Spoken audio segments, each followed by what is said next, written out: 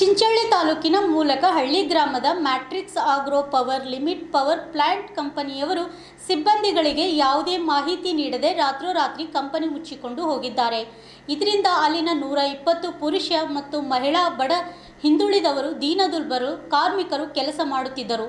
ಈಗ ಅವರಿಗೆ 4-5 ತಿಂಗಳ ಸಂಬಳ ನೀಡದೆ ಕಂಪನಿ ಬಂದ್ ಮಾಡಿರುವುದು ಬಡವರ ಹೊಟ್ಟೆಯ ಮೇಲೆ ಹೊಡೆದಂತಾಗಿದೆ.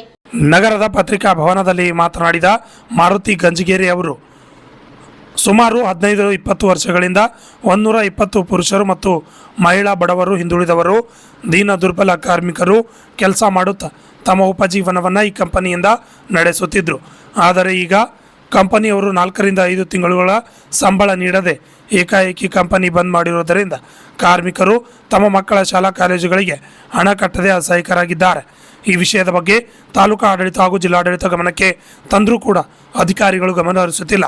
ಒಂದು ವೇಳೆ ಸಮಸ್ಯೆ ಬಗೆಹರಿಸದೆ ಹೋದರೆ ಚಿಂಚೋಳಿ ತಾಲೂಕಿನಿಂದ ಅರೆಬೆತ್ತಲೆಯೊಂದಿಗೆ ಪಾದಯಾತ್ರೆ ಮಾಡಲಾಗುವುದು ಎಂದು ಎಚ್ಚರಿಕೆ ನೀಡಿದ್ದಾರೆ.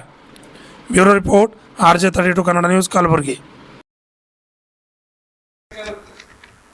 DC ಅವರಿಗೂ ಭೇಟಿಯಾಗಿ ಕೊಟ್ಟಿವಿ ಸರ್. ನಾವು ತಹಶೀಲ್ದಾರ್ಗೆ ಹೇಳಿ ಅದು ಸಮಸ್ಯೆ ಅಲ್ಲೇ ಕರೆಸಿ ಬಗೆಹರಿಸ್ತೀವಿ ಅಂತ ಹೇಳ್ಯಾರ ಸರ್. ಇದು ಲೆಟರ್ ಇಲ್ಲಿ ಅದ ಸರ್ ಅವ್ರದ್ದು.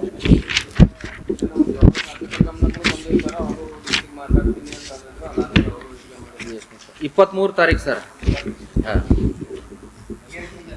ತಹಶೀಲ್ದಾರ್ ಅವ್ರಿಗೆ ಹೇಳ್ಯಾರ ಸರ್ ಅವ್ರು. ಅದು ಏನದ ನೀವು ಅದು ಕರ್ಸಿ ಅವ್ರಿಗೆ ಕರೆಸಿ ಬಗೆಹರಿಸ್ರಿ, ಮಾಲಕರಿಗೆ ಕರೆಸಿ ಅಂತ ಸರ್. ತಹಶೀಲ್ದಾರ್ ಟೋಟಲ್ ನನಗೆ ಆಗಲ್ಲ ಅಂತ ಹೇಳ್ಯಾರ ಸರ್. ಆಗಲ್ಲ ಅಂತ ಹೇಳಿ ಸರ್.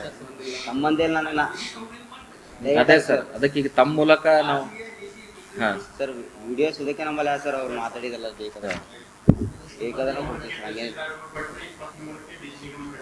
ಹಾಂ ಸರ್.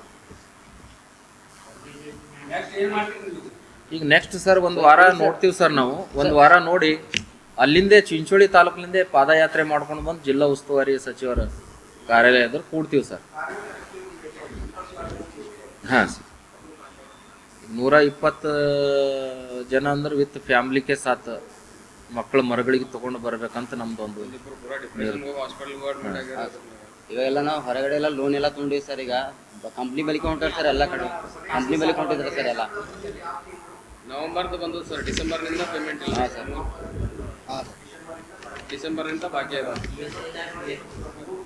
3 ತಿಂಗಳು. ಅದಾದ್ಮೇಲೆ ESI PF ಯಾವುದು ರಿಡಕ್ಷನ್ ಆಗಿಲ್ಲ ಸರ್. 5 ತಿಂಗಳಿಂದ ಮೋರ್ಚಾ ಜಿಲ್ಲಾ ಘಟಕ ಕಲಬುರಗಿ ವತಿಯಿಂದ ಚಿಂಚೋಳಿ ತಾಲೂಕಿನ ಕೋಲಕ್ಪಳ್ಳಿ ಗ್ರಾಮ ಪಂಚಾಯಿತಿ ವ್ಯಾಪ್ತಿಯಲ್ಲಿ ಬರ್ತಕ್ಕಂತಹ ಮ್ಯಾಟ್ರಿಕ್ಸ್ ಆಗ್ರೋ ಪ್ರೈವೇಟ್ ಲಿಮಿಟೆಡ್ನಲ್ಲಿ ಸುಮಾರು 15-20 ವರ್ಷಗಳಿಂದ ಕೆಲಸ ಮಾಡ್ಕೋತಾ ಬಂದಿರತಕ್ಕಂಥ ಕಾರ್ಮಿಕರಿಗೆ ಯಾವುದೇ ಮುನ್ಸೂಚನೆ ಇಲ್ಲದೇ 5ನೇ ತಾರೀಕು ರಾತ್ರೋರಾತ್ರಿ ಕಂಪ್ನಿಗೆ ಬೀಗ ಜಡ್ದು ಇಲ್ಲಿಂದ ಕಂಪ್ನಿ ಏನು ಬಂದ್ ಮಾಡಲಾಗ್ತದೆ ಅಂತೇಳಿ ನೋಟಿಸ್ ಹಚ್ಚಿದಕ್ಕಾಗಿ ಸುಮಾರು 120 ಜನರದು ಕಾರ್ಮಿಕರ ಬದುಕು ಬೀದಿ ಪಾಲಾಗ್ಯದ.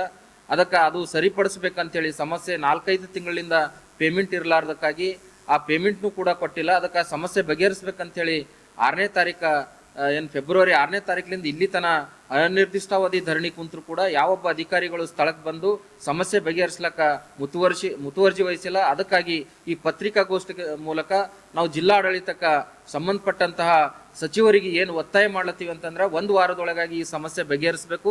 ಒಂದು ವೇಳೆ 1 ವಾರದೊಳಗಾಗಿ ಸಮಸ್ಯೆ ಬಗೆಹರಿಸಲಿಲ್ಲ ಅಂತಂದ್ರೆ ನಾವು ಚಿಂಚೋಳಿ ತಾಲೂಕಿನಿಂದ ಏನು 120 ಜನ ಏನು ಕುಟುಂಬ ಸಮೇತ ಪಾದಯಾತ್ರೆ ಮಾಡುತ್ತಾ ಜಿಲ್ಲಾಧಿಕಾರಿಗಳೆದ್ರ ನಾವು ಅನಿರ್ದಿಷ್ಟಾವಧಿ ಧರಣಿ ಉಗ್ರ ಹೋರಾಟ ಮಾಡಬೇಕಾಗ್ತದೆ ಅಂತೇಳಿ ಪತ್ರಿಕಾಗೋಷ್ಠಿ ಮೂಲಕ ಜಿಲ್ಲಾಡಳಿತಕ್ಕೆ ಎಚ್ಚರಿಕೆಯನ್ನು ಕೊಡ್ತಾ ಇದ್ದೀವಿ.